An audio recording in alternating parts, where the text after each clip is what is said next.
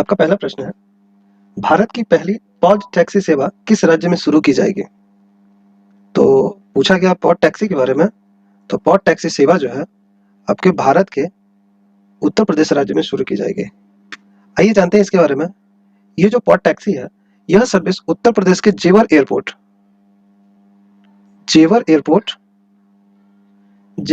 से film city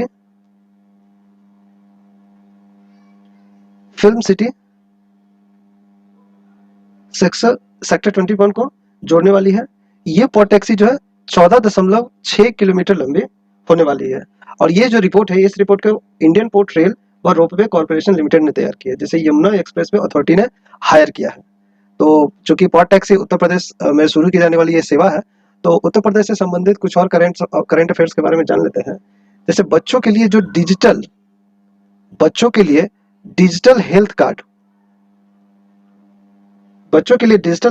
card जारी करने वाला यह देश का पहला राज्य बन गया। ठीक है, बच्चों के लिए डिजिटल हेल्थ कार्ड जारी करने वाला पहला राज्य कौन बन गया? वो उत्तर प्रदेश। उत्तर प्रदेश के बारे में एक और खबर है कि अप्रैल में एक रिपोर्ट जारी हुई थी कि जीआई टैग वाले उत्पादों में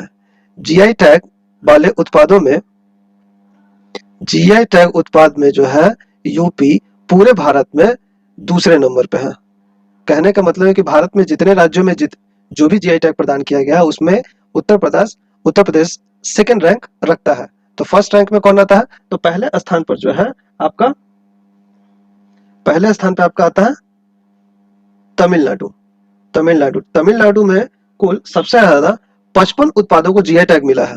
वहीं हम बात करते हैं दूसरे स्थान पे, तो यूपी हो गया। और जो तीसरे स्थान पे है, तो वो तीसरे स्थान पे है कर्नाटक। कर्नाटक में कुल 46 उत्पादों को जीआई टैग मिला है। सॉरी, यूपी के बारे में हमने नहीं बताया। यूपी में कुल 48 उत्पादों को जीआई टैग मिला है। जीआई टैग में एक सबसे बड़ा इंपॉर्टेंट है कि उत्तर प्रदेश में खासकर हस्तशिल्प के उत्पाद बहुत ज्यादा है। इसी कारण है कि उत्तर प्रदेश में हस्तशिल्प के सबसे ज्यादा उत्पादों को जीआई टैग मिला है, और इस मामले में उत्तर प्रदेश पहले स्थान पर आता है। ठीक है, एक और खबर यह है कि अप्रैल में ही ये खबर आई थी कि उत्तर प्रदेश के बुंदेलखंड के ललितपुर जिले में राज्य का पहला फार्मा पार्क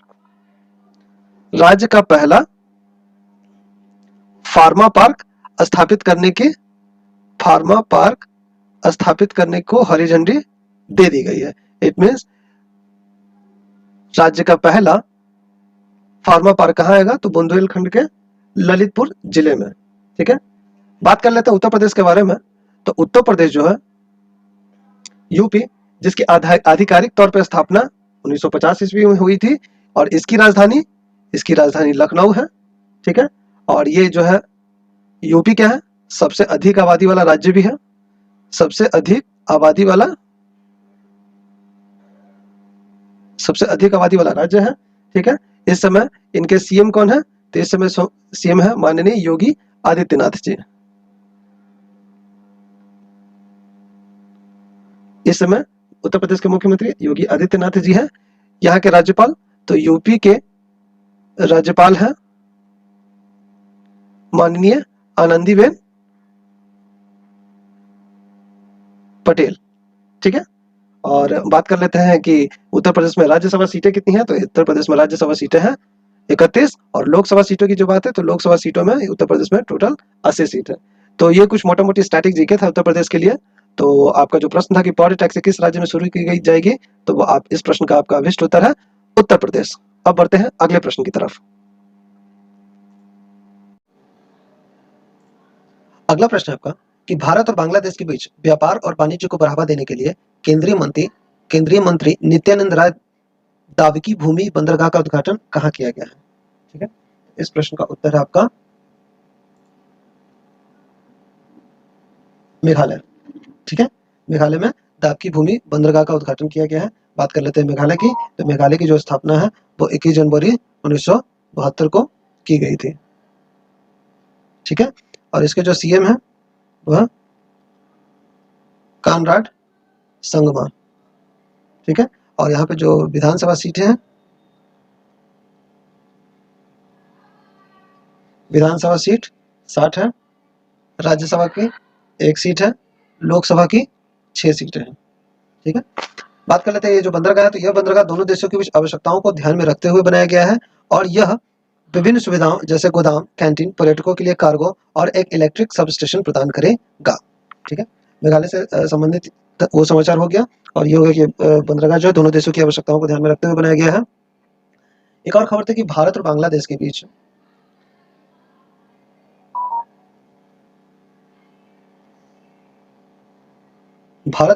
के बीच सीमा हाट का उद्घाटन सिलहट के भोलगंज में हुआ। भारत और बांग्लादेश के बीच सीमा हाट का उद्घाटन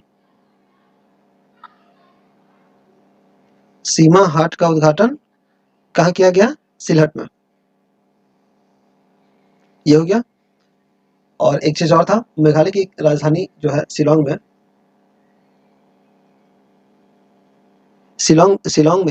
शिलोंग के एक पोलो जगह है जहाँ पे जवाहरलाल नेहरू स्टेडियम का निर्माण किया गया है, जो पूर्वोत्तर क्षेत्र का सबसे बड़ा स्टेडियम बनाया जा रहा है शिलोंग में।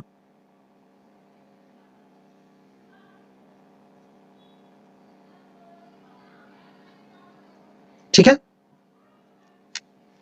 अब बढ़ते हैं अगले प्रश्न की तरफ। अगला प्रश्न है आपका 2023 में पीटर्सबर्ग जलवायु संवाद कहाँ आयोजित हुआ है? तो 2023 में पीटर्सबर्ग जलवायु संवाद कहाँ आयोजित हुआ है? तो इस प्रश्न का आपका अभिष्ट उत्तर है बर्लिन, जर्मनी में। ठीक है, पीटर्सबर्ग जलवायु संवाद संयुक्त राष्ट्र जलवायु परिवर्तन सम्मेलन से पहले आयोजित एक वार्षिक उच्च स्तरीय राजनीतिक एवं अंतर्राष्ट्रीय मंच है। अगला प्रश्न है आपका, वार्षिक एवरेस्ट आईटीएस रैंकिंग 2023 में लगातार 7वें वर्ष कौन सी कंपनी शीर्ष स्थान पर रही है? तो कौन सी कंपनी शीर्ष स्थान पर रही है? तो ये एक रिपोर्ट है जो हर वर्ष जारी होता है। इस पे एक्सचेंजर नाम की एक कंपनी है जो शीर्ष पर रही है लगातार 7वें वर्ष। ठीक है, बढ़ते अगले प्रश्न की तरफ। अगला प्रश्न है कि 2023 में राष्ट्रपति द्रौपदी मुर्मू ने कितने रक्षा बलों को वीरता पुरस्कार प्रदान किए हैं? तो इस प्रश्न का आपका अभिष्ट उत्तर है आपका 37।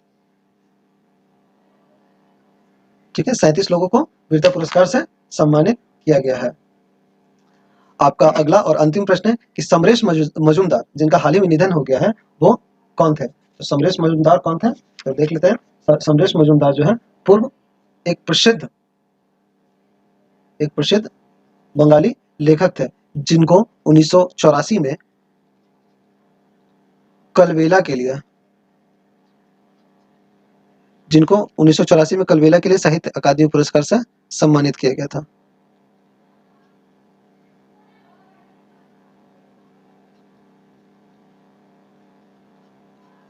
साहित्य अकादमी पुरस्कार से सम्मानित किया गया था।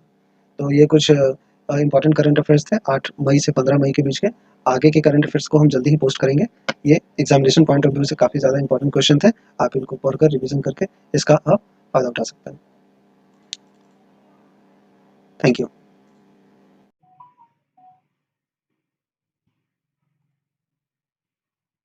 अगला प्रश्न है आपका कि भारतीय बास्केटबॉल महासंघ के नए प्रशासक कौन बने हैं? तो भारतीय बास्केटबॉल के नए प्रशासक जो बने हैं, भारतीय बास्केटबॉल महासंघ के नए प्रशासक कौन बने हैं? तो इस प्रश्न का आपका अभिष्ट उत्तर है प्री कृष्णा भट्ट। ठीक है, तो ये कभी कभी नियुक्ति से संबंधित प्रश्न पूछे जाते हैं एग्जाम में। तो भारतीय बास्केटबॉल महासंघ के नए प्रशासक प्री कृष्णा भट्ट हैं। और बात करते हैं इसके बारे में, तो भारतीय बास्केटबॉल महासंघ की जो स्थापना है सन 1950 में हुई थी और उसका जो मुख्यालय है वो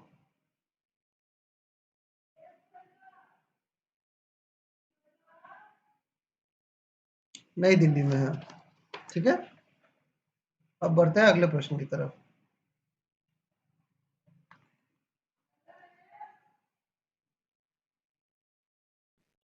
आपका अगला प्रश्न है कि भारत का पहला खुले में शौच मुक्त मतलब ओडीएफ प्लस जिला कौन सा बन गया है? ठीक है, तो इस प्रश्न का आपका उत्तर है केरल। केरल का वायनाड जिला केरल का जो वायनाड जिला है वो भारत का पहला खुले में शौच मुक्त जिला बन गया है। तो ये वास्तव में ये बहुत ही बेहतरीन खबर है और एग्जामिनेशन पॉइंट ऑफ व्यू से ये इम्पोर्टेंट क्वेश्चन भी है, आता है स्टैटिक जीके के तहत। तो चूंकि केरल का वायनाड जिला खुले में शौच से मुक्त हो गया है, तो जान लेते हैं केरल के बारे में कुछ और करंट अफेयर्स से रिलेटेड कि हाल ही में केरल में किन-किन क्या-क्या घटनाएं हुई हैं। तो narcotics control bureau narcotics control bureau और भारतीय नौसेना ने केरल के तट पर भारतीय नौसेना ने भारतीय नौसेना ने केरल के तट पर भारतीय जल में संयुक्त अभियान द्वारा एक पोत से लगभग 1200 करोड़ का मूल्य का 2500 किलोग्राम मेथाम्फेटामाइन जब्त किया है। एक प्रकार की ये ड्रग्स है जिसकी तस्करी की जा रही थी। तो मेथाम्फेटामाइन मेथम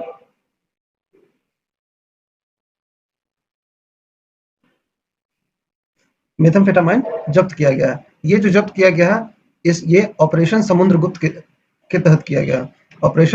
समुद्र ऑपरेशन समुद्रगुप्त के हिस्से के रूप में अब तक ये इस घटना को अंजाम दिया गया है। ठीक है।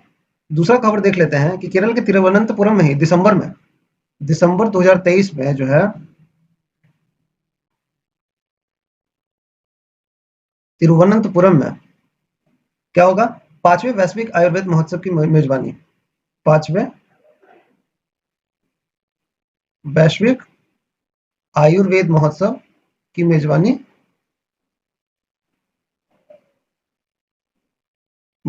मेजबानी की जाएगी। ठीक है।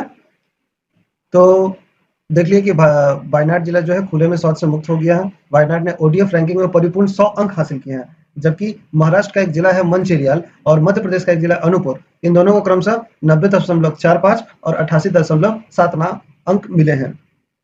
ओडीएफ प्लस गांव का मतलब होता है कि ऐसा गांव जहां खुले में शौच पर पूर्ण पाबंदी हो और ग्राम पंचायत में कम से कम एक सामुदायिक शौचालय हो। ये ओडीएफ प्लस जिला होने का क्राइटेरिया है कि वो गांव जहां खुले में शौच पर पूर्ण पाबंदी हो और ग्राम पंचायत में कम से कम एक सामुदायिक शौचालय हो। ठीक है। और एक और खबर है केरल से रिलेटेड जो काफी इंपॉर्टेंट है। वो ये कि केरल के एक प्रसिद्ध वैज्ञानिक थे जिनका नाम था डॉक्टर एन गोपाला कृष्णन। ठीक है। इनका निधन हो गया। केरल के प्रसिद्ध वैज्ञानिक थे डॉक्टर एन गोपाल कृष्णन, उनका निधन हो गया है। ठीक है। एक और खबर है जो चर्चा में है, वो ये कि केरल के मुख्यमंत्री द्वारा हाल ही में राज्य में खेल संस्कृति को पुनर्जीवित करने के लक्ष्य के साथ कलिक्कड़ में एक पंचायत एक खेल के मैदान की परियोजना शुरू की है। इट मीन्स केरल का एक इलाका है कलिक्कड़। कलिक्कड़ में खेल संस्कृति को पुनर्जीवित करने के लिए क्या है, एक प्रोग्राम शुरू किया है जिसका नाम है एक पंचायत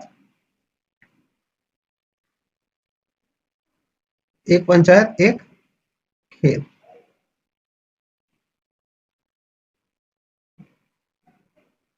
ठीक है। तो ये मोटा मोटी केरल से संबंधित कुछ करंट अफेयर्स थे। तो आपका जो ये प्रश्न था खुले में शौच से मुक्त जिला, तो इसका आंसर हो गया वायनाड जो केरल में है। अब बढ़ते हैं अगले प्रश्न की तरफ।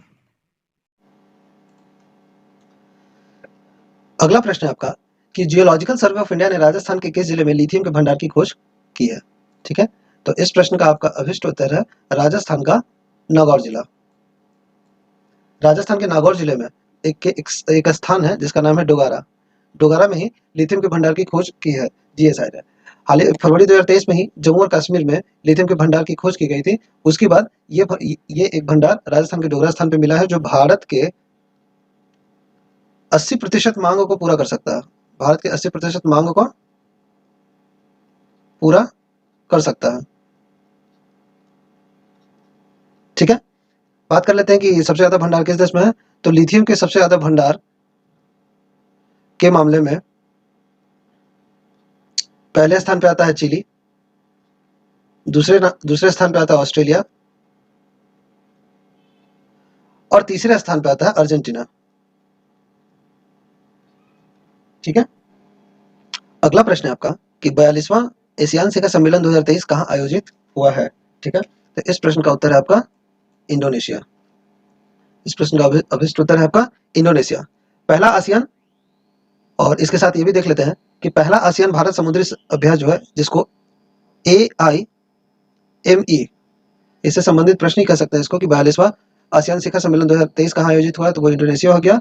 और एक ये कि पहला आसियान भारत समुद्री अभ्यास, जिसको AIME 2023 नाम दिया गया है,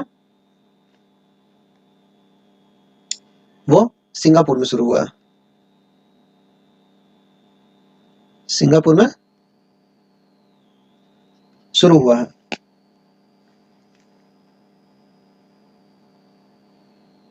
42वां आसियान शिखर सम्मेलन 2023 कहाँ आयोजित हुआ, तो वो आपका इंडोनेशिया हो गया। और इसी के साथ साथ जो है एक अलग खबर यह है कि भारत का आसियान के साथ एक समुद्री अभ्यास हुआ है, एक समुद्री अभ्यास हुआ है जो सिंगापुर में शुरू हुआ है। ठीक है, ये जो आसियान शिखर सम्मेलन हुआ था, इसका थीम क्या था, तो इसका थीम था एशियन अफेयर्स। क्या?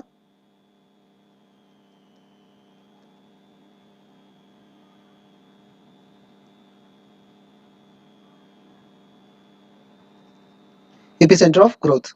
ठीक है, आसियान जो है, आसियान का पूरा नाम है association of south east Asian Nations, जिसकी स्थापना है, एशियन की स्थापना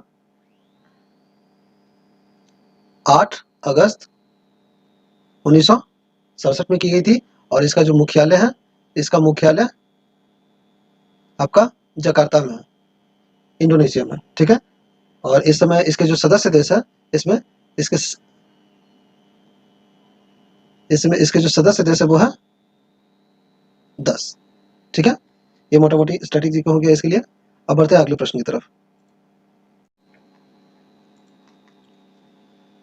आपका अगला प्रश्न है कि भारत का पहला अंतरराष्ट्रीय मल्टी मॉडल लॉजिस्टिक पार्क कहाँ विकसित किया जा रहा है। ठीक है, तो भारत का पहला अंतरराष्ट्रीय मल्टी मॉडल लॉजिस्टिक पार्क जो है, वो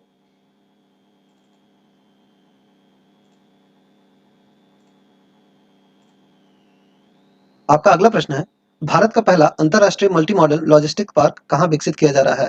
तो इस प्रश्न का उत्तर है आपका जोगीघोपा, असम। असम के जोगीघोपा में ही लॉजिस्टिक पार्क विकसित किया जा रहा है। ये जो लॉजिस्टिक पार्क है, इस परियोजना का उद्देश्य है कि भूटान और बांग्लादेश जैसे पड़ोसी देशों सहित भारत के पूर्वोत्तर क्षेत्र में परिवहन नेटवर्क को पुनर्जीवित करना है। लॉजिस्टिक पार्क जो होता है, खाद्य वस्तुओं को स्टोर करने का एक एडवांस सिस्टम है। ठीक है, यह 317 एकड़ भूमि में विकसित किया जा रहा है।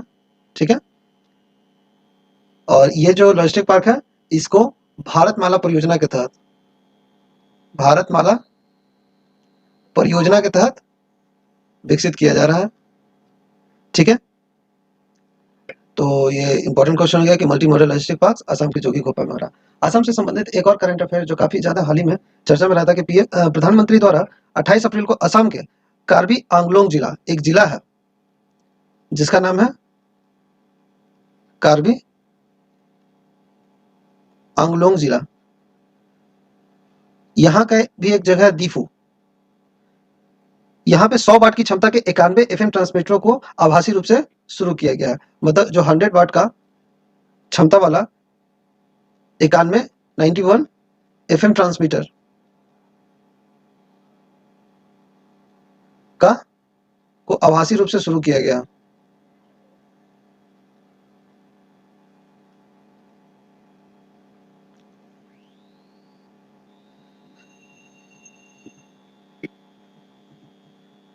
ठीक है, तो ये हो गया दो इंपॉर्टेंट खबर।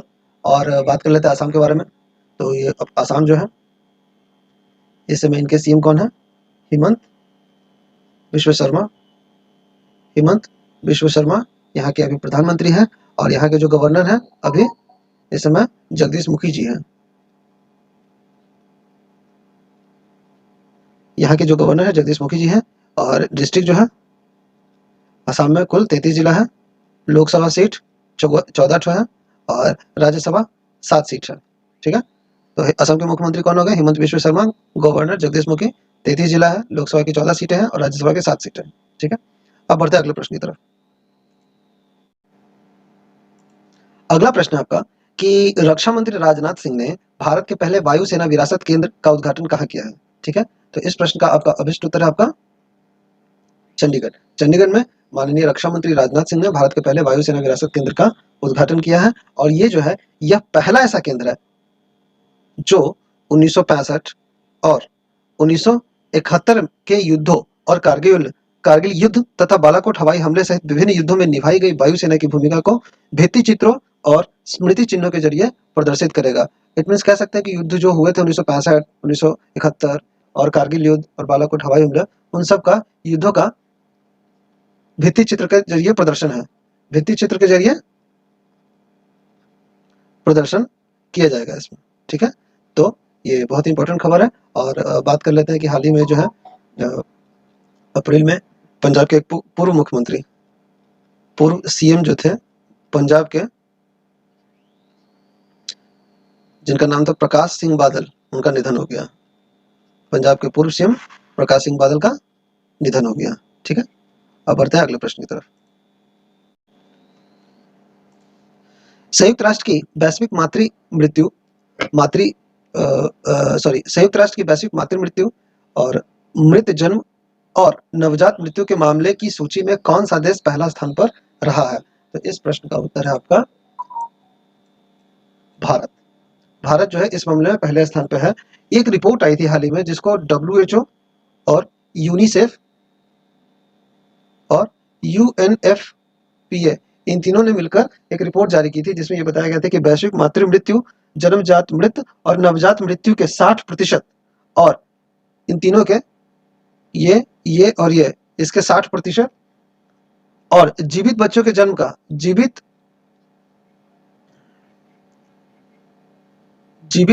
बच्चों के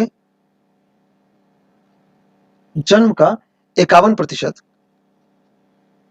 दुनिया के सिर्फ 10 देशों में है। एक रिपोर्ट का आकलन था कि जीवित बच्चों के जन्म का 51% और वैश्विक मातृ मृत का जन्म और नवजात मृत्यु के मामले में इसका 60%। भारत दुनिया के सिर्फ इन 10 देशों में है और भारत उन 10 देशों की सूची में सबसे ऊपर है। मतलब जो जनसंख्या के मामले में जो सिर्फ शीर्ष 10 देश है जो इन रिपोर्ट का आकलन के हिसाब से है, उसमें भारत सबसे नंबर 1 पे है। ठीक है, अब बढ़ते हैं अगले प्रश्न की तरफ।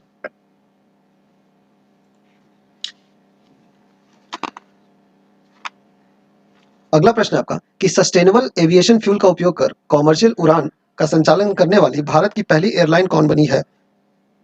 तो इस प्रश्न का आपका अभिष्ट उत्तर है विस्तारा। विस्तारा जो है सस्टेनेबल एविएशन फ्यूल का उपयोग करके कॉमर्शियल उड़ान संचालन करने वाला भारत का पहला एयरलाइन बना है। विस्तारा का जो बोइंग 7879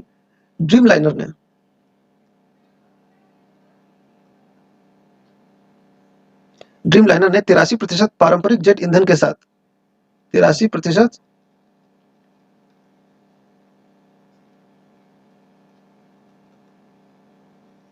जेट ईंधन के साथ 17% SAF सस्टेनेबल एविएशन फ्यूल के मिश्रण का उपयोग करके इंदिरा गांधी अंतर्राष्ट्रीय हवाई अड्डा दिल्ली से छत्रपति शिवाजी महाराज अंतर्राष्ट्रीय हवाई अड्डा मुंबई तक उड़ान भरी है। तो ये इंपॉर्टेंट है कि धीरे धीरे हमको किस ऊर्जा पर निर्भर होना है। तो 17% सस्टेनेबल एविएशन फ्यूल के मिश्रण का उपयोग करके इन्होंने पहली उड़ान भरी है। आपका अगला प्रश्न है कि भारत की पहली हाई स्पीड रेल लाइन का निर्माण किस रेल कॉरिडोर पर किया जा रहा है? ठीक है, तो इस प्रश्न का आपका अभिष्ट उत्तर है मुंबई से अहमदाबाद। यह भारत की पहली हाई स्पीड रेल लाइन होगी जो दोनों शहरों के बीच यात्रा के समय को जो 6 घंटे 35 मिनट लगते हैं इसको घटा करके 1 घंटा 58 मिनट कर देगा। तो यह high speed rail corridor Mumbai Ahmedabad के बीच बनाया जा रहा है। अगला प्रश्न है आपका 35वां इंडो थाई समन्वित पेट्रोल कॉर्पोरेट अभ्यास किन 2 देशों के बीच आयोजित हुआ है? तो बता दें कि कॉर्पोरेट अभ्यास जो है इंडो थाई ये नौसेना का अभ्यास है। यह नौसेना का अभ्यास है जो भारत और थाईलैंड के बीच आयोजित हुआ है। इस अभ्यास का उद्देश्य दोनों देशों के बीच समुद्री संबंधों को मजबूत करना और हिंद महासागर की सुरक्षा सुनिश्चित करना है। ठीक है, ये हाल ही में हुआ था और ये जो है आपका 8 से 19 दिसंबर 2022 में हुआ था। ये हाल ही में ये चर्चा में था, इसीलिए इस मई मंथ के करंट अफेयर में इसको रखा गया। दूसरा है Fever federation, international basketball federation, पुरुष बास्केटबॉल विश्व कप 2027 की मेजबानी कौन सा देश करेगा? तो इस प्रश्न का आपका अभिष्ट उत्तर है कतर। कतर जो है 2027 में होने वाले पुरुष बास्केटबॉल विश्व कप की मेजबानी करेगा, ठीक है।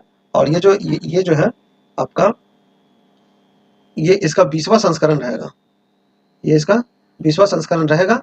बात कर लेते हैं 19वें संस्करण की। तो 19वां संस्करण जो है 10 सितंबर तक खेली जाएगी। कहाँ? तो इंडोनेशिया, जापान और फिलीपींस में खेली जाएगी। 32 टीमें इस विश्व कप में हिस्सा ले रही है। तो इस प्रश्न का आपका अभिष्ट उत्तर हो गया क्या? फीफा पुरुष बास्केटबॉल विश्व कप 2027 की मेजबानी कतर कर रहा है, जो इस विश्व कप का 20वां संस्करण होगा। इसका 19वां संस्करण 2023 में 25 अगस्त से 10 सितंबर के बीच खेला जाएगा, जिसका आयोजन इंडोनेशिया, जापान और फिलीपींस में किया जा रहा है। इसमें कुल 32 टीमें भाग लेंगी, ठीक है। बात कर लेते हैं फीफा के बारे में। तो फीफा जो है इंटरनेशनल बास्केटबॉल फेडरेशन, इसकी जो स्थापना है, इसकी स्थापना 18 जून 1932 को की गई थी, ठीक है। इसका मुख्यालय जो है, इसका मुख्यालय स्विट्जरलैंड में है, स्विट्जरलैंड में, ठीक है। अब बढ़ते हैं अगले प्रश्न की तरफ।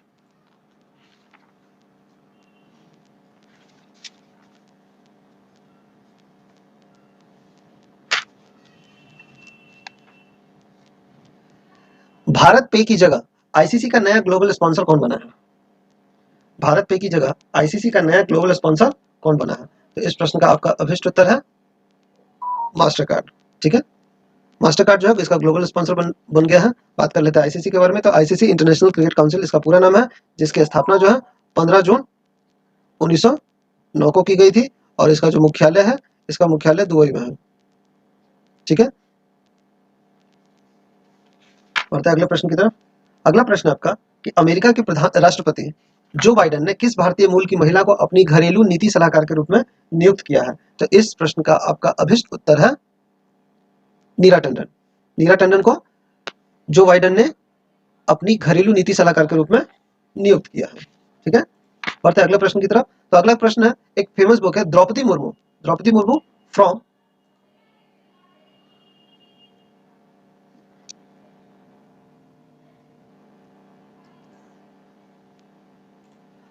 Tribal hinterlands to Raisina hills,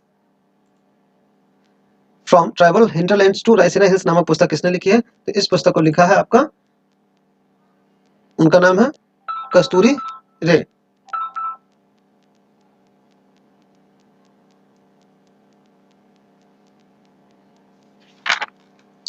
बढ़ते हैं अगले प्रश्न की तरफ। अगला प्रश्न है आपका, प्रधानमंत्री नरेंद्र मोदी ने पहले अंतरराष्ट्रीय संग्रहालय एक्सपो 2023 का उद्घाटन कहाँ किया है? तो इस प्रश्न का आपका अभिष्ट उत्तर है नई दिल्ली। नई दिल्ली में पहले अंतरराष्ट्रीय संग्रहालय एक्सपो 2023 का उद्घाटन किया है, ठीक है।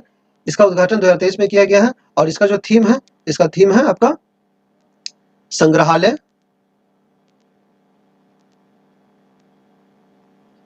स्थिरता और कल्याण। कल्याण जो है इस संग्रहालय एक्सपो का थीम है, ओके। इस एक्सपो का उद्देश्य समग्र बातचीत को सुविधाजनक बनाना है और देश भर के विभिन्न संग्रहालयों द्वारा प्रदर्शित विविध सांस्कृतिक विरासत को प्रदर्शित करना है। ये जो एक्सपो है वो 47वें अंतरराष्ट्रीय संग्रहालय दिवस,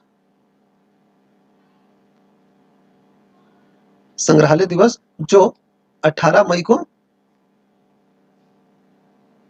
मनाया जाता है, इसके उपलक्ष्य में आयोजित किया जाएगा, ठीक है। और 2023 का विषय आपका होगा संग्रहालय स्थिरता और कल्याण। बात कर लेते हैं नई दिल्ली से रिलेटेड और कुछ और करंट अफेयर के बारे में। तो नई दिल्ली में ही वर्ल्ड फूड इंडिया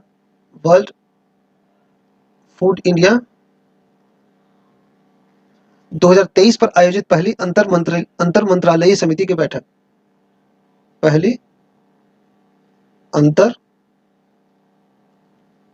मंत्रालयी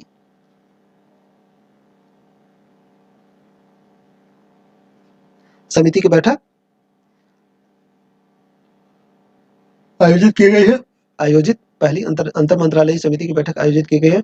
एक और है कि सर्बानंद सोनेवाल ने 2 दिवसीय राष्ट्रीय आयुष मिशन, 2 दिवसीय राष्ट्रीय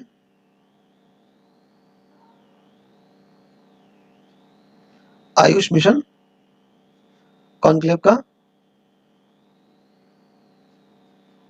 उद्घाटन किया है। ठीक है, आपका अगला प्रश्न है 2023 में फिक्शन के लिए पुलित्जर पुरस्कार से किसे सम्मानित किया गया? तो फिक्शन के लिए पुलित्जर पुरस्कार से जो सम्मानित किया गया उनमें जो नाम है वो है बारबरा किंगसोल्वर और हर्नाड डियाज। इन दोनों को फिक्शन के लिए पुलित्जर पुरस्कार से सम्मानित किया गया। ठीक है, ये जो है ये बारबरा किंगसोल्वर महिला है। इन्होंने डेमन कॉपरहेड, एक उपन्यास है डेमन कॉपरहेड उपन्यास के लिए यह पुरस्कार जीता है। और हर्नान डियाज ने हर्नान डियाज ने जो है इनका एक उपन्यास है जिसका नाम है ट्रस्ट उपन्यास के लिए यह पुलित्जर पुरस्कार से सम्मानित किया गया है। ये जो है ये दोनों उपन्यास है। ठीक है, बात करते हैं कि इंटरनेशनल रिपोर्टिंग कैटेगरी में पुलित्जर पुरस्कार से किस समाचार पत्र के कर्मचारियों को सम्मानित किया गया है? एक और अवार्ड जो काफी चर्चा में रहता है और एग्जाम में अक्सर पूछा जाता है कि 2023 में इंटरनेशनल रिपोर्टिंग कैटेगरी 2023 में इंटरनेशनल